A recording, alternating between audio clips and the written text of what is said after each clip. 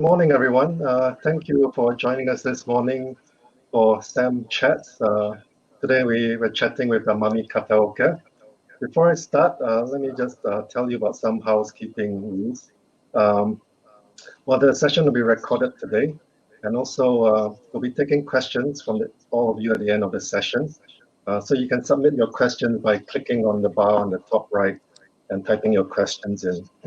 If you're using this on a mobile device, the question function can be found below this video. Yeah, so I think Mami Kataoka doesn't really need much introduction. She's a director of the Mori Art Museum in Tokyo, a role she started in January this year. Prior to that, she was a chief curator, and she staged many exhibitions such as Lee Bul, Weiwei, Chiharu Shiota, as well as the very large-scale exhibition on Southeast Asian art, Sun Shower, contemporary art from Southeast Asia from 1980s to now. While in addition to these exhibitions, she was also the co-artistic director of the Gwangju Biennale in 2012 and the artistic director of the Sydney Biennale in 2018.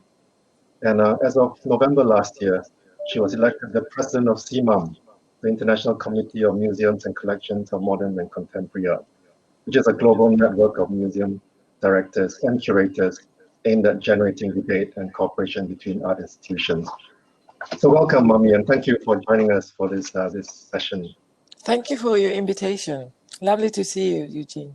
Yes, nice to see you, even though it's in this manner. So maybe we can start. So as I introduced, you're the president of CIMAM, the largest international committee of museums of modern and contemporary art that is affiliated to ICOM, the International Committee of Museums, and also to UNESCO.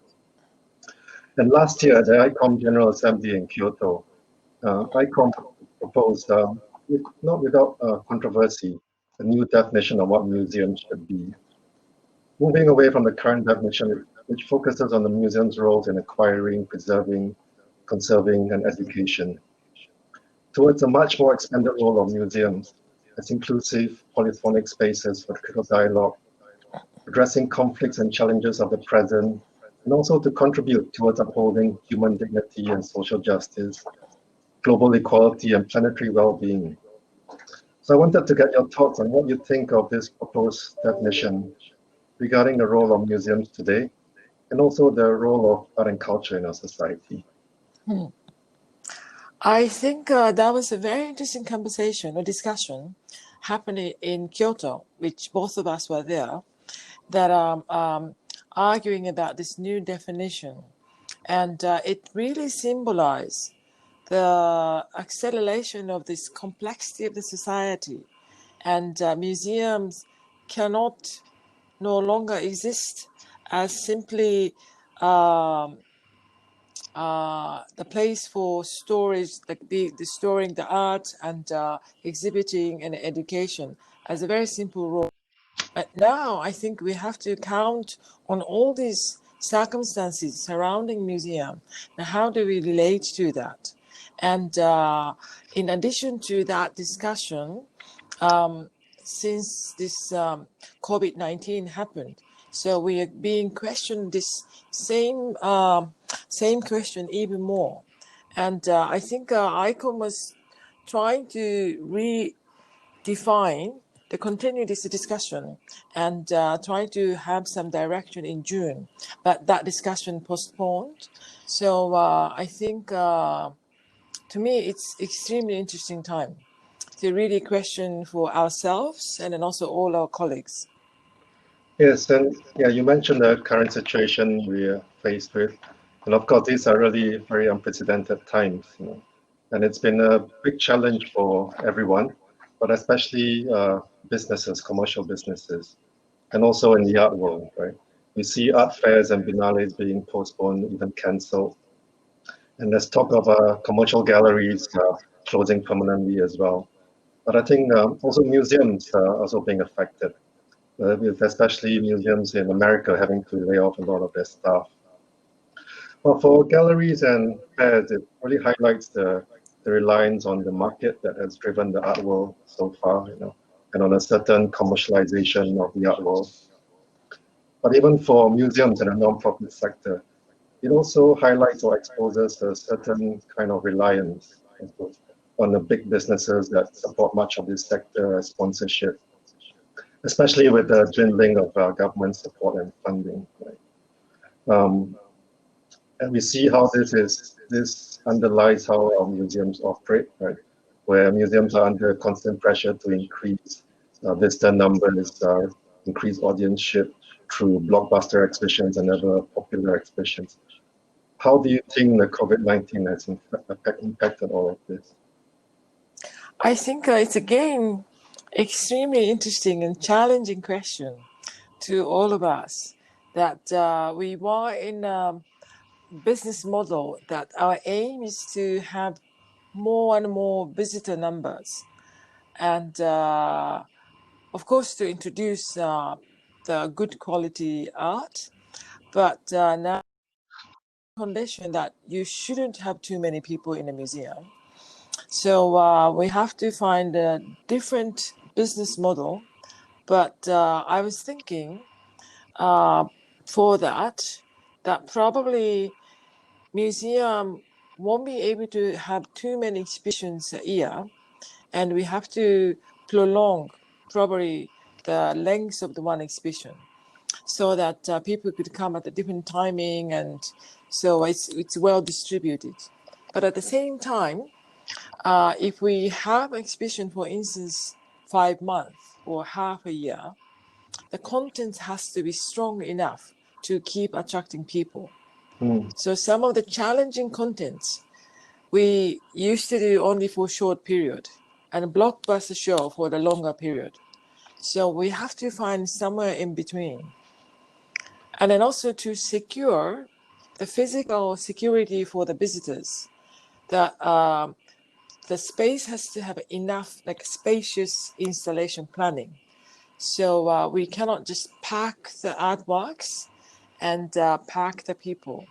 So which means the exhibition design might have some change. And some of the works like so-called interactive art, and people come and participate, that type of work is becoming probably quite difficult for some time.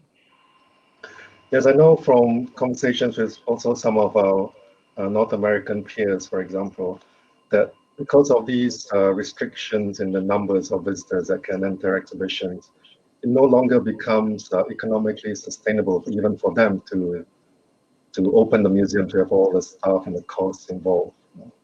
So I think it'll be interesting to see how this changes the kinds of exhibitions and programs that we do. But on the other hand, in terms of the market, I'm also interested in how it is going to, because the art market was booming, particularly after late 2000, in the last 15 years. Very radical, like a radical curve. And not many museums were able to acquire important works with their budget. And American model enable that acquisition through donation from the wealthy layers of society.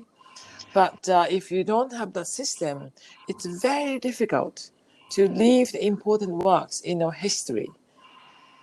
And so part of me hopes that that market increase will cool, but then that will affect galleries and all of other parts. So we have to find a new ecology of the market as well. Yes, I think some market correction will be very helpful for museums to acquire and build their collections.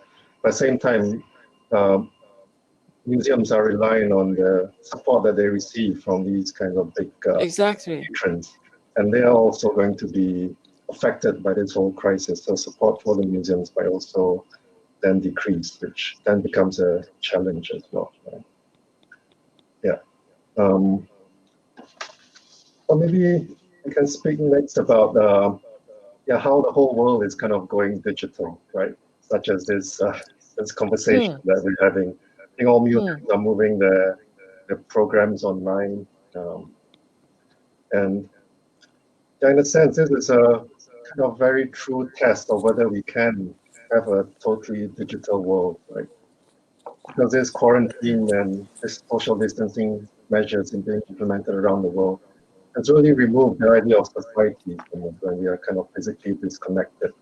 And the only thing that allows us to still maintain these social bonds and connections is technology. So whether technology can really be the foundation of this kind of society that we will have in the future. So I'm very interested to see when all this is over and the lockdowns around the world and how people will respond, whether this will all very quickly fade into a distant memory where everyone is just waiting for life to go back to the way it was, or whether this has become a regular part of our life in the kind of new normal situation. So I believe Japan is also already coming out of a lockdown period, right? What are your observations and thoughts about this? I think it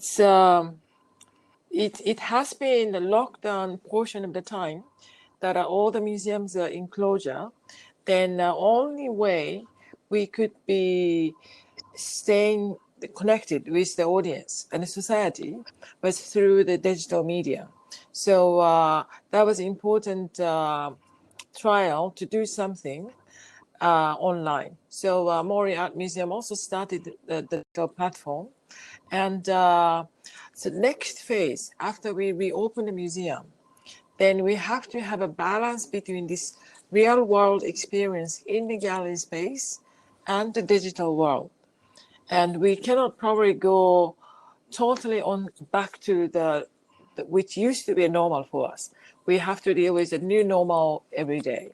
So I think digital world still functions in a very important way, partly for the part of the museum activity like learning programs. And when we cannot gather with many people, can we still do artist talks and gallery talks? Can we do the workshop with children? If those are still not being able to realize in the real world, I think that will shift. I am assuming that 80% of our learning program has to be shifted online. And my hope is that that museum activity will connect well with the school programs. And we were trying to bring all the school children to the museum, but it has been quite difficult to bring students as a group from far away part. But if museum can provide good contents online, and then they can share that content in the class wherever they are, and then if we can start this kind of live chatting or conversation with the students, probably that's a new model of relationship between museum and schools. So when will the Mori reopen again? We are hoping, we are arranging to open at end of July. Okay. And the other museums in Japan? Some museums are already open in the particular regional museums. They have been open since mid-May, and national museums are now opening on Tuesday, 2nd of June. So I think gradually museum will reopen. And for the museums that have opened for a while, do you know what the response has been from the public? I haven't corrected that information yet, but I know that the museum colleagues are still struggling to secure the safety of the visitors. And so they are looking at our guideline that CIMAM published, precautions based on what Singapore was trying, and also ICOM and Museum Association in Japan. So all the different guidelines have been distributed. So I think people are still looking and see what works best for each institution. Yes, I think in America, the Museum of Fine Arts in Houston was one of the first that reopened, and gradually museums in all across Europe are also reopening. So it'll be very interesting to see both how they prepare for this reopening, but as well as how their visitors kind of respond to going back to the museum again. So we actually have a question that already that's come in relating to what we've discussed, and it's, if I can read it out. So due to the current social distancing measures, the digitalization of museum collections has been accelerated. How do museums intend to address the withering of aura in the technological reproduction of artwork as described by Walter Benjamin?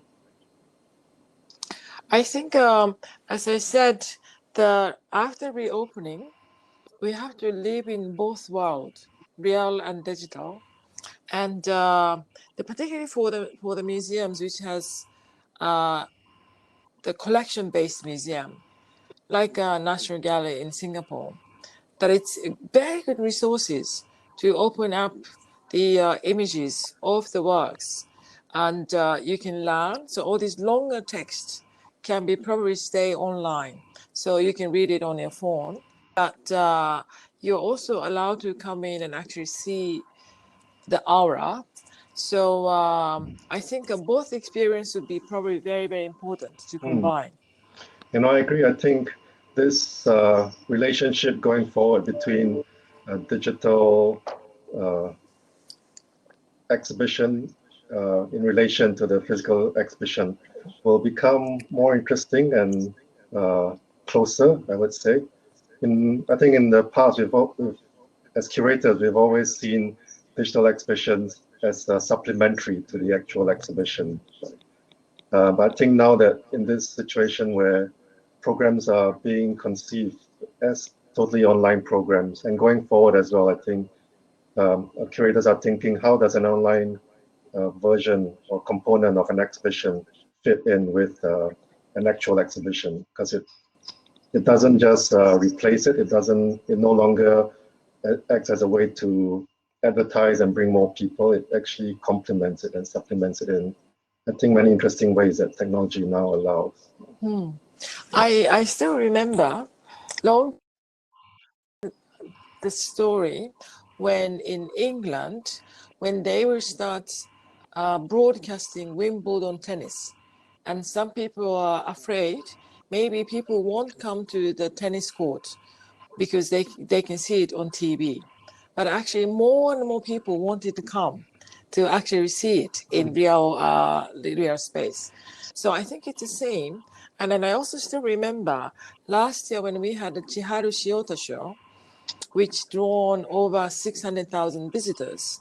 And so many people are uploading red thread installation on social media.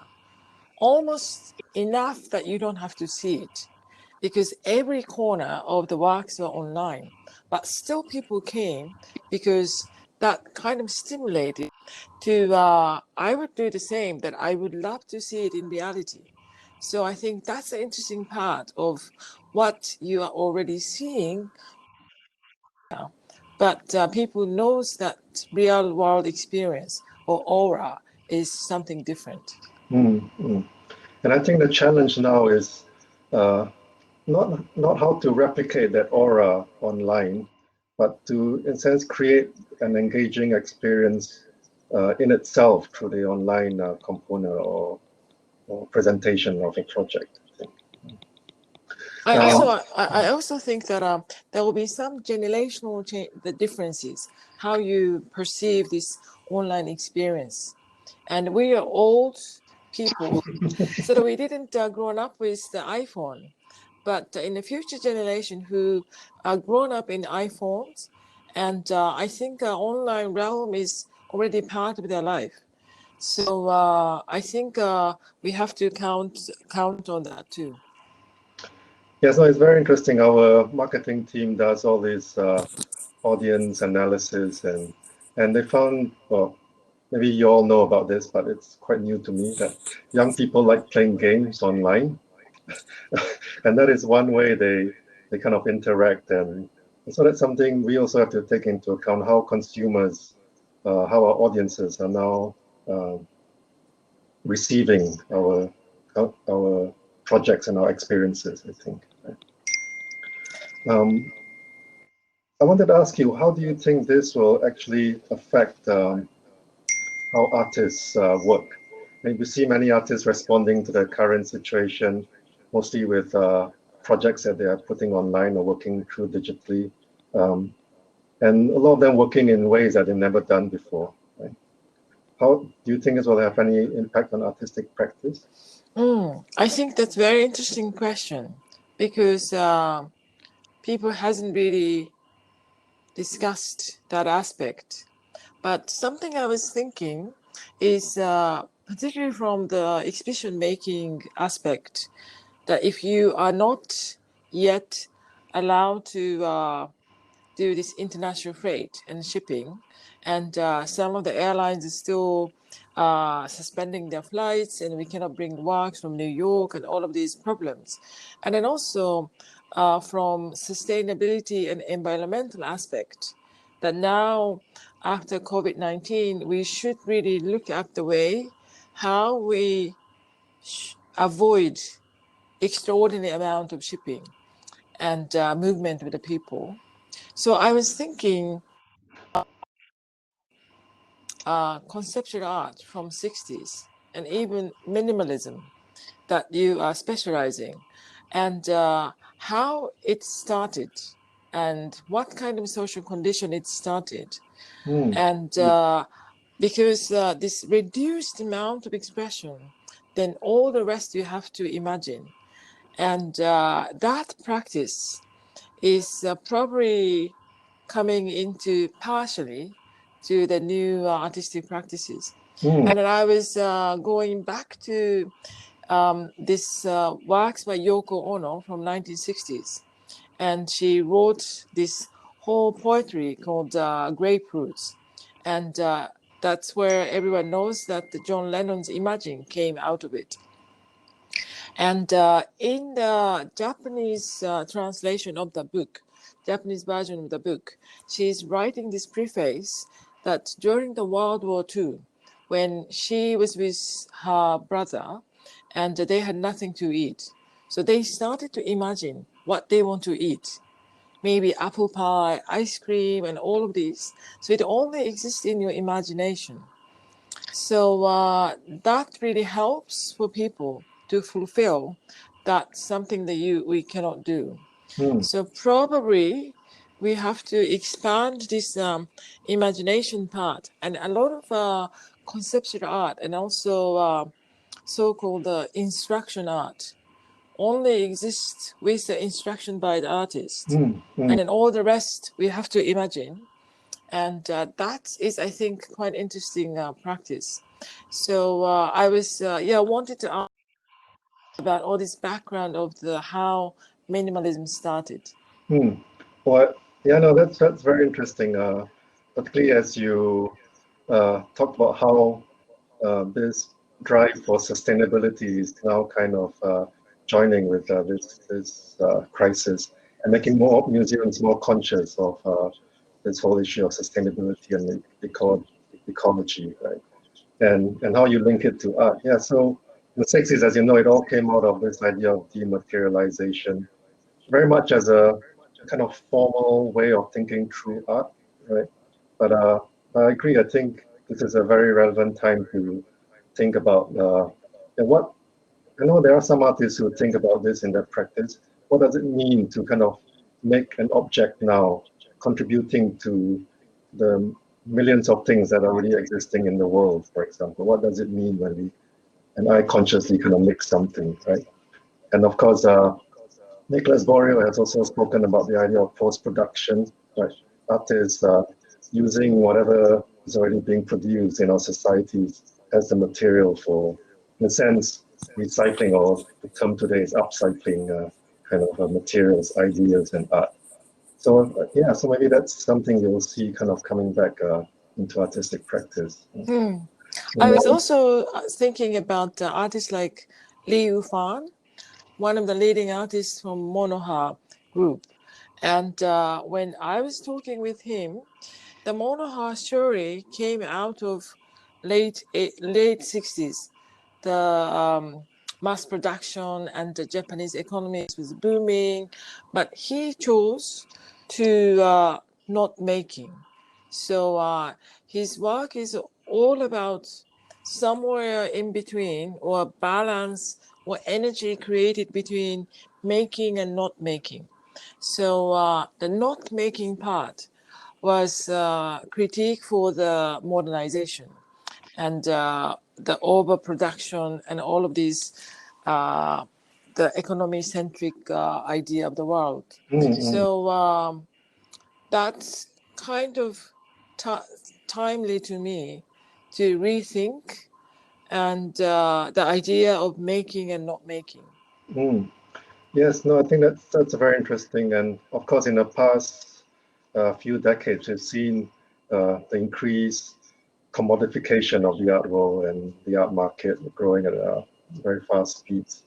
And this, in a sense, could be a response to that as well by not having objects.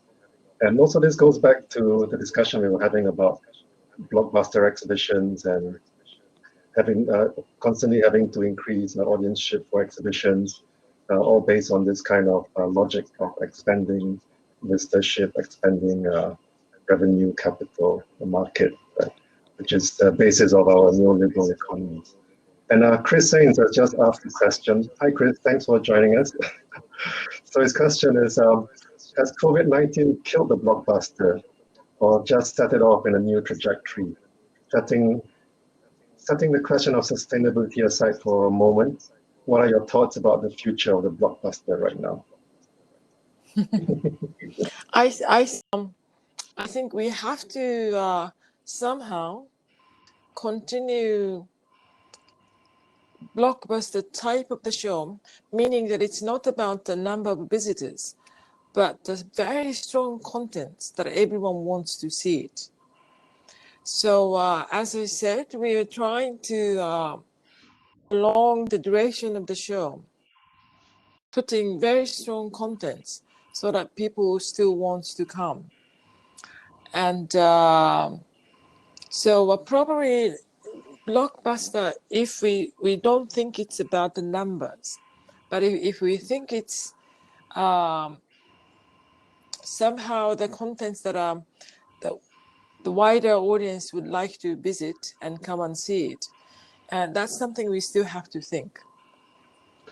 So I agree. I think it's about the content and the experience, and also now how the digital becomes part of this experience, even if there is a physical exhibition. And also bearing in mind the constraints we now face in flying artworks, objects halfway around the world for an exhibition.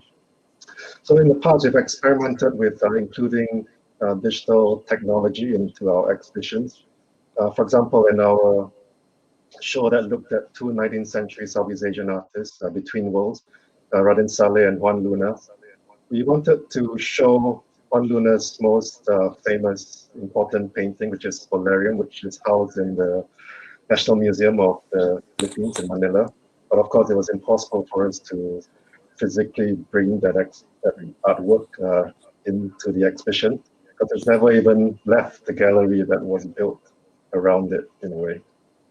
So we did a very high resolution video scan of it, and that got brought into the exhibition as a way to also become part of the exhibition for the visitors. Right? I think in the future we have to be more creative about using these kinds of technologies, but in a way that doesn't diminish the experience of the exhibitions themselves, but also the content and the message of the exhibitions.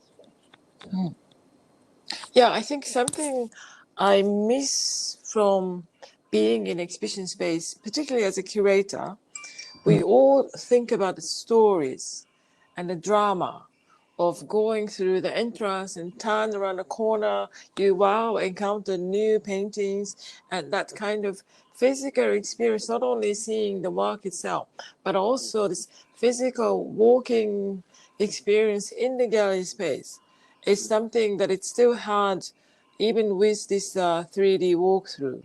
So it's good that we realize this essential importance of a particularity of being in exhibition space, then that should be reflected to our future exhibition making. And so, Chris, I don't think the blockbuster will go away, but the definition of what a blockbuster might change, including not just exhibitions that, not just visitors that come to the physical exhibition, but also maybe visitors that engage with it online. And we have to find a way to account for these, which leads on to the next question by Peter Shopett, who asks, if we rely too much on pure attendance figures for too long, what is the thinking on the new KPIs or key performance indicators?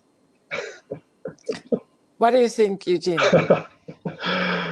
Yeah, so this was a question I kind of raised, and we've been asking ourselves, is it firstly practical and sustainable to keep increasing our projections for visitor numbers based on our exhibitions, thinking that each show we have to keep bringing in more and more? But it's ultimately about the impact that these shows have on our audiences. Right? And this goes towards the kind of questioning or reviewing that you talked about, looking at our role and mission. What is it that we as museums do, and how do we contribute to society at large? Right? And yes, I think we do have to come up with new ways of thinking about our impact and contribution to societies, apart from these very quantitative measures. Yeah, one thing I wanted to say also to show is that not every show has been a blockbuster either. There's still a lot of our contemporary exhibition has much less visitors, but still we did it. And we do blockbuster shows once in a while to support all other shows, which wouldn't draw thousands of people. But it's artistically or historically very important exhibitions to have a balance with the programming. So we just need to find a different configuration of where income is coming and expenditure, where it goes. So that kind of new ecology has to be thought. And for this attendance figures, even before COVID-19, we're also trying to see our contribution, not only from the attendance figures, but also from media response, and then also not only from art critique, but also the people's voices on social media. It's not only about the numbers, but how they respond and how they receive. So we have to take all these different measurements to see what we are doing. Mm-hmm. Yes, but at the same time, we have all our different stakeholders to answer to, be it our sponsors, our funders, government. And yeah, this makes me think of going back to the current situation we're in, which has led many people and many societies to question the premise in which we operate in, right? And where, as you know, neoliberal capitalism is always about expanding markets, expanding growth, revenue, and all of that. But the Dutch have come up with, I was reading, have come up with an alternative model called the donut model, and it's still kind of being worked out. But it doesn't just premise ever-growing economic growth, for example, but it focuses on some of the kind of social goods that society and the economy also has to pay attention to, and not just kind of economic growth. So I guess this is related to how we think of our museums and the kinds of KPIs we need to meet as well, right? So we have one more question. So part of the rush to digitize or virtualize art experience for audiences is a legacy issue of the format of contemporary art. Would you say that this is perhaps a chance for born digital artworks to take center stage? And by this, I think it means artworks that are created especially for the digital realm, rather than artworks which are then kind of replicated digitally.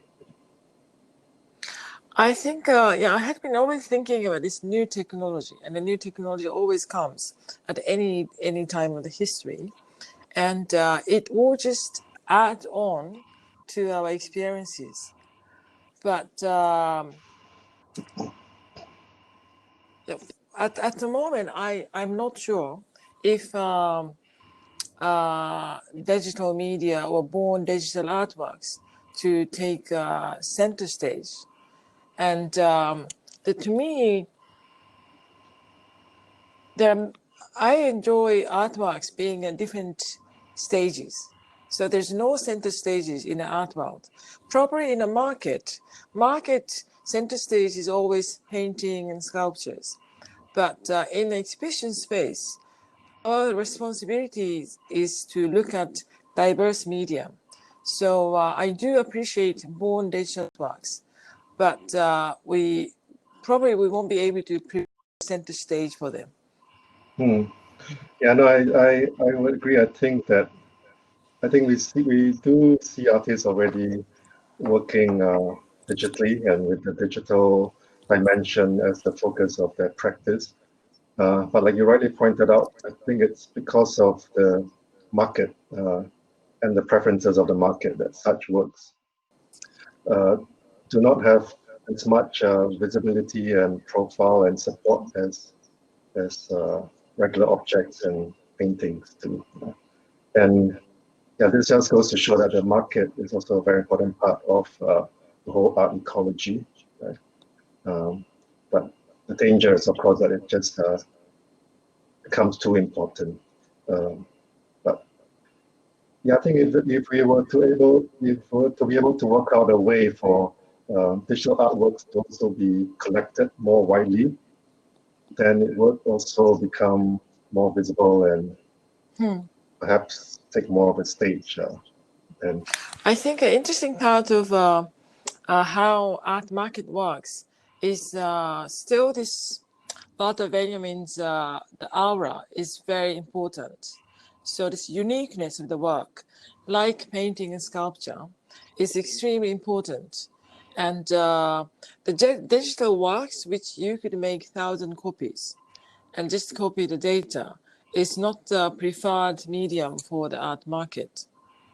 But at the same time, just going back to the exhibition making, I was also discussing with some of our colleagues the other day that we could probably do fluxus type of art that we make editions, and same amount of works could be produced locally or that could be posted by posting mail and this analog way. So it's another way of doing art. Not only like everything goes to the digital, but we could still use existing mediums and methods of shipping the works and making works. And yeah, we should probably look also for digital way of coping with post-COVID time. yeah, no, I think that's one of the dangers, as you pointed out, that the market does. It conflates aura with value in a way, right? The fact that if something is reproducible 10,000 times, then it loses its value and then subsequently its aura as well. So, but I think the two are slightly different, but yes, it goes towards the commodification of artworks, I suppose. Okay, we have some more questions coming in.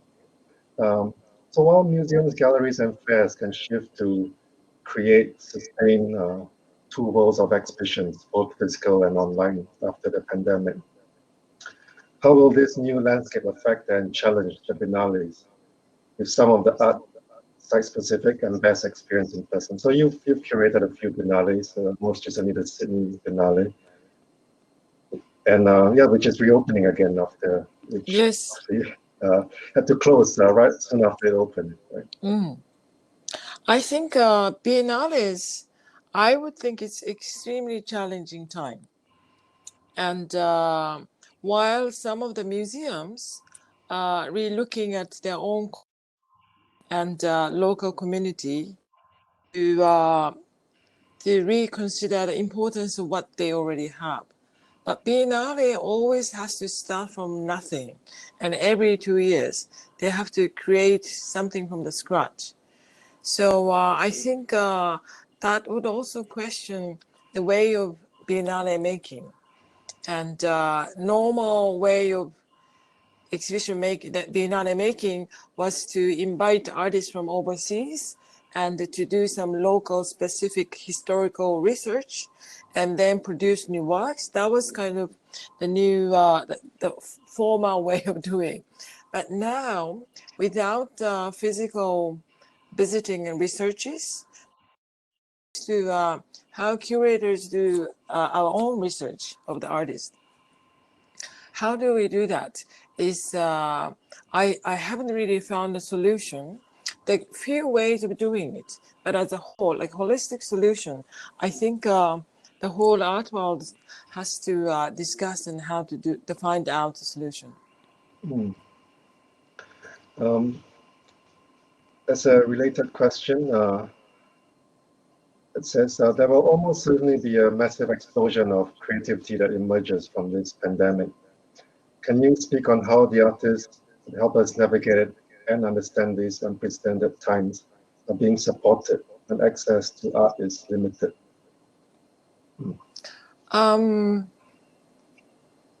Art is limited, but I just like to talk about the premise that we are able to appreciate physically, but maybe also digitally.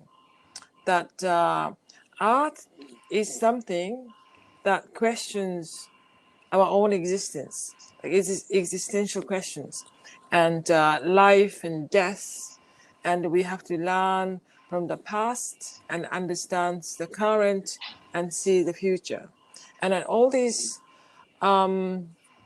sort of philosophical realm of thinking and an understanding of the whole world is we often forget when we are doing this normal life.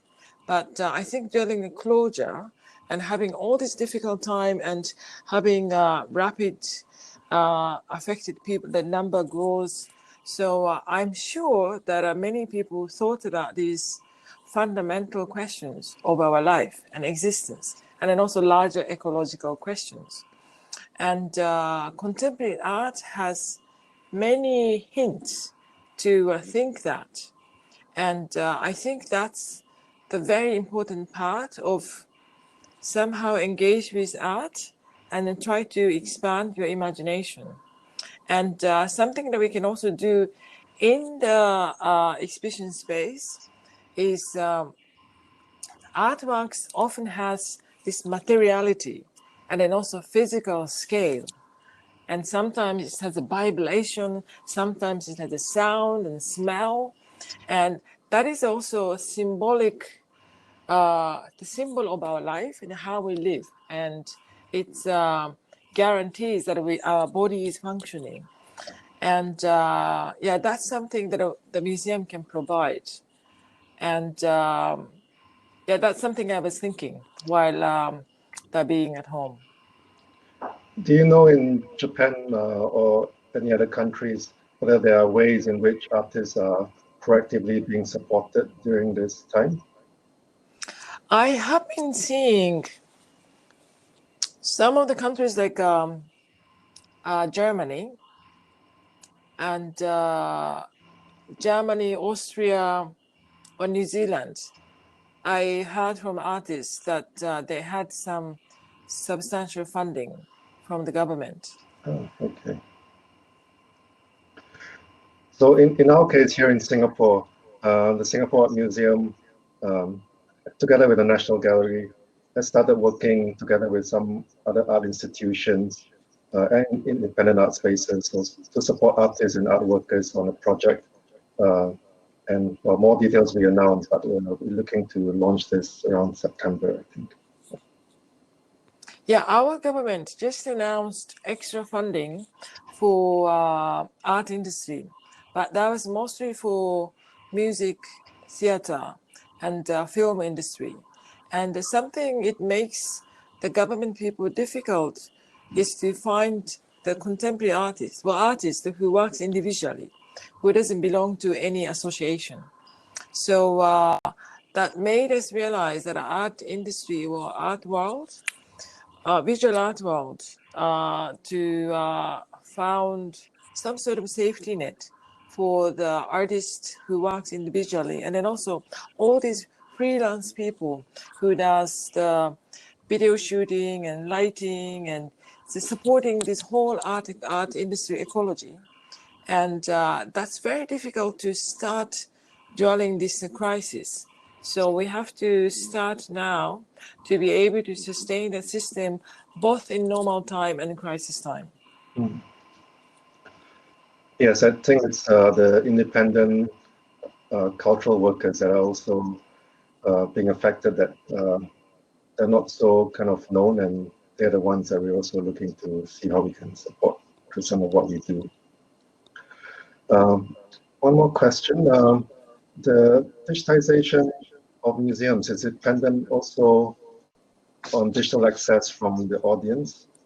In certain parts of the world, this access is increasingly mediated by mobile phones. How should museums engage with these different geographies and audience and access? It's quite interesting question, because one of our digital program was dedicated only for the social media. And I started this thing called the Artist Cookbook by Mom. So I invited the different artists to send me pictures of the recipes that they were doing at home. And from Singapore, I invited the Heman Chon. And so he sent me a picture of peanuts congee. This was sounded just so delicious. And it had more than 10,000 likes. So it was this whole cookbook project became very popular, but we found out that most of the likes comes from the Asian region and the younger people. So that's I saw a hope to access to those people who only look at iPhones. And at the moment, maybe they won't be able to come actually to the museum, but in the future, their experience now will plant some kind of seed in their heart.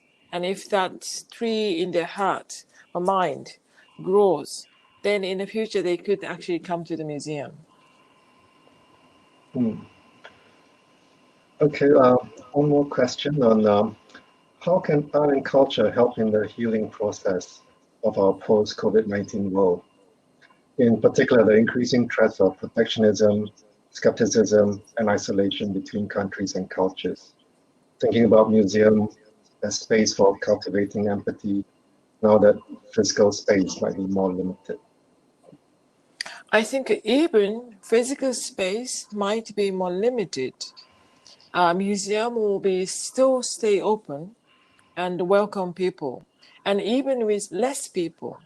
So you have more space to cultivate empathy and to put yourself in contemplation. So maybe for the time being, museum won't be able to function as a space to gather as a disco party place, but it has to be a more quiet place and spacious place. You come alone and sit down and look at work face to face and really think these essential questions. Mm. And also, I suppose part of the question is about how we're now, how all countries are now really closing up and becoming more closed off, nationalistic to a certain extent. How this can change and how art and culture can help change this once this is all over.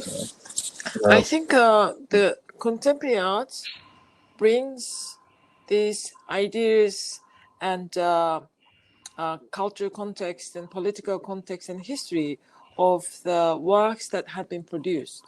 So once again, I would like to encourage all of us to stimulate our imagination.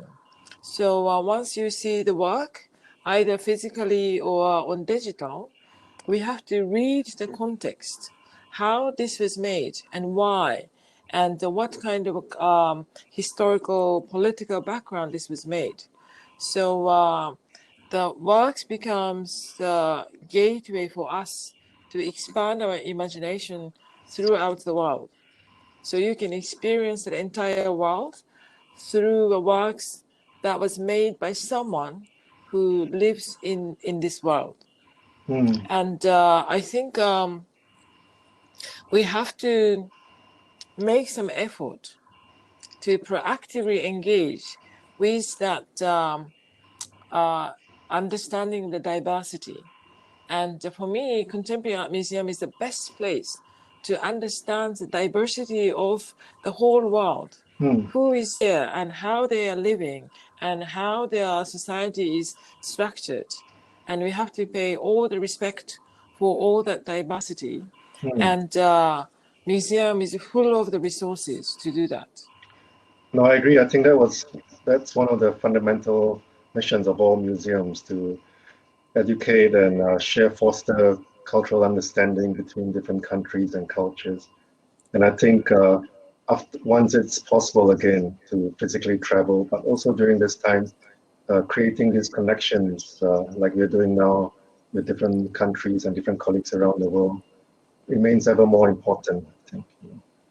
So this week we just actually opened an exhibition at Taikun in Hong Kong, together with the National Museum of Art in Osaka. Exactly. Created by Jun Yap, Sam, and Yuka from Osaka, bring two collections together precisely with the aim of, or the theme of understanding collections and different cultures. It's a very interesting title. They do not understand each other. So I think the online exhibition will be available sometime next week, and if you're all in Hong Kong, please go and see the exhibition as well. Okay, one more question on diversity then. What new ways then should museums collaborate going forward? So this actually goes back to the session we were supposed to have way back in February on how museums can collaborate and should collaborate. What are your thoughts about this? Yeah, I was thinking already before COVID-19 that how museums, particularly in the close proximity, could work together. So to think about your own nation is way too small to deal with contemporary art. But to think about whole globe is probably just way too big to grasp the whole thing. So I started to be interested in looking at Asia and the Pacific region, particularly in digital time zone makes a much difference. And to have all this development of the museums in this region, in Singapore and Hong Kong and all other parts of Asia, it's very interesting time for all of us to work together to see how we can look at art and culture beyond individual countries, how we can think about the art and culture migrate in different places. So even we look at Asia, we should look at diaspora and all these different parts of the world, but through people, and how we the idea of Asia and the Pacific was a new question. That was something that we were trying to collaborate on discussing early February, which was just the beginning of this COVID-19. But while we are unable to travel yet, I think this kind of discussion will eventually find some kind of solution, and we can even start doing something together. And then in this darkness, we can still try to do something. Yeah, no, even before the COVID-19 crisis, I think sharing of collections was something a lot of museums talked about and something we were seriously looking at. But since this crisis and with the travel now becoming increasingly difficult, I think how we collaborate using these digital platforms is something interesting to look at. So some of my colleagues have been in touch with, contact with other colleagues around the world, precisely to explore how we can work together on digital projects, for example. But I think it's a start, but I think yeah, it offers a new way of collaborating for a lot of museums, I think. Okay, one more question. Do you think personalizing artwork gains a bigger role as a way to create stronger content with the audience? Like responding, communicating with the artwork, or participation?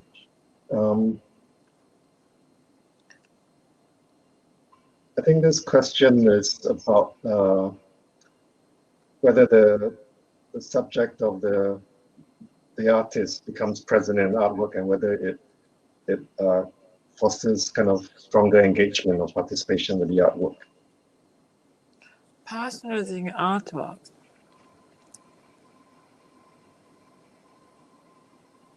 I think in exhibition space, once again, that this kind of participatory work or interacting works becomes increasingly difficult under these given circumstances. So I'm not sure if I am understanding this question right, but yes, yeah, perhaps Leah, who's asked a question, you can further elaborate on articulate what you mean by the question as well. So maybe I can ask you something else. So, you know, you recently became director of the Mori, and all of a sudden you've had to deal with this global crisis. What has your experience been like? I have to say that I'm quite relaxed about, and because I'm not the only one. And I have all these colleagues like you and all other colleagues at CIMAM and every part of the world that we are all facing more or less the same level of crisis. And some museums may be smaller, some museums have a different governance style, but I haven't really seen that the museum director who has no trouble at the moment. So it's really a time that we should really discuss and work together to find a solution for artists and art world and museums. So in that sense, I was more encouraged to feel that connection. Yes, I know, and also CIMAM, which I'm president of, is also organizing a series of these kinds of talks and discussions. And yeah, I think these are all very useful and helpful in letting our audiences around the world know about the situation in different countries and different circumstances. Yeah, so I want all the museums in the world to know you are also not alone. Everyone is suffering, but we can also try to support each other and sharing new ideas. So I'm happy to share all my hard, stupid, some possibly helpful ideas to everyone. Thank you. I think that's all the time we have for today, and we don't want to hold you up for much longer. But thank you very much again, Mami, for joining us today. It's been a very interesting conversation, and I look forward to seeing you in person when it all becomes possible to do so. Yeah. Me too. Thank you very much, Eugene, for your invitation. In the meantime, yeah, take care. Yeah, and thank you. And thank you everyone for joining us today. Right. Thank you. Okay, bye-bye.